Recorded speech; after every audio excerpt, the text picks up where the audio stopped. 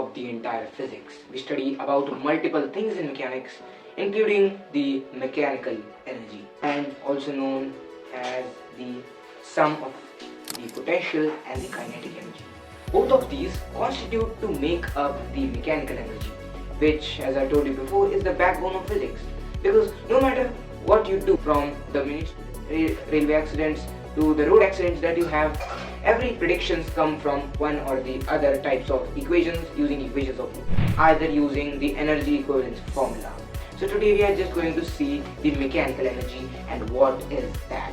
So talking about mechanical energy, it is always conserved if no conservative force acts on it. Basically, conservative force is kind of force which is not actually changing itself by applying any kind of distances. Or if I have A to B and I am going from A to B from one path, two path and third path, if all three paths are same and the work done is same in all these paths, then the force is conservative.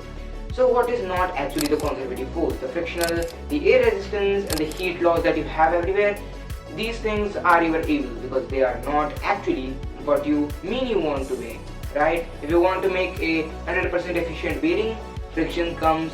If you want to make a hydrodynamic bearing, then the air resistance and the fluid dynamics hops in. But how can we say? Well, if I just use some kind of magic and just remove all the friction from the system, and I can remove the air using the actual vacuum pump, I can make a very large vacuum pump and put my system in it, and when I turn it, you will notice that a pendulum that was swinging around 20 minutes was now swinging 40 minutes because there is no air resistance to slow it down.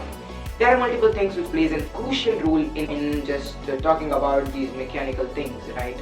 Well, scientists have been trying to make the 100% efficient bearing. They have been trying to make things which will help them to increase the efficiency and the power of the machine that they are making. So there are two types of energies that comes in sum in order to make the mechanical energy. As I told you before, the sum of potential and the kinetic energy in that closed system. Potential energy, well, there are many types of those, but we just studied the gravitational potential energy and the elastic potential energy.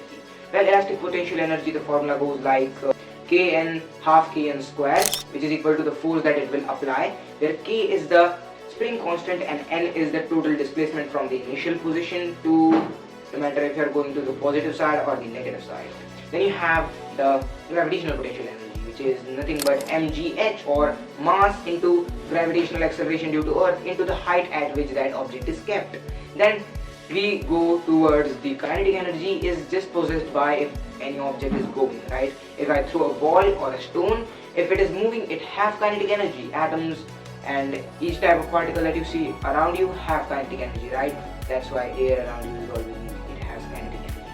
Otherwise you have to be giving it energy in order to move it, but that is not the case here. The equation is given that half mv square, or mv is just linear momentum, so if we can multiply it by m, I know that is equal to 1, but multiplying 1 is just negligible, right? In mathematics we can do it, but talking about just that thing, we can study the entire thing, right? Therefore m square and v square becomes p square, and upon we have the 2 which multiplies with the m, which becomes 2m, and we are given another formula which derived from half mv square into the p square, and upon you have the 2m, right? Simple mathematics constitute to save your life, right? Now, as we can see that m here, also known as the mass, well, it's not coming in the active form, right? If the mass is constant, then the kinetic energy is directly proportional to the entire velocity of the system, and just vice versa. Well, as I told you before, both of these will make the mechanical energy, and the change or the increase in mechanical energy is the decrease in the kinetic energy. Talking about it simply, the gain in kinetic energy is equal to the loss in potential energy. Both cannot be increasing, or they both can't be decreasing.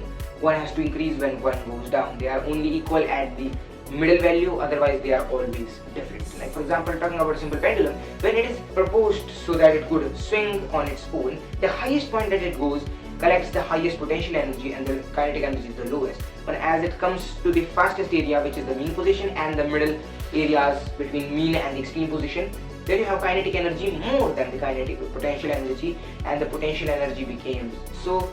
Constituting both of these things, we get the final thing that mechanical energy is a marvelous thing, and you cannot study physics without the mechanical energy, because when energy comes in order to do work, and the energy is just defined the ability to do work.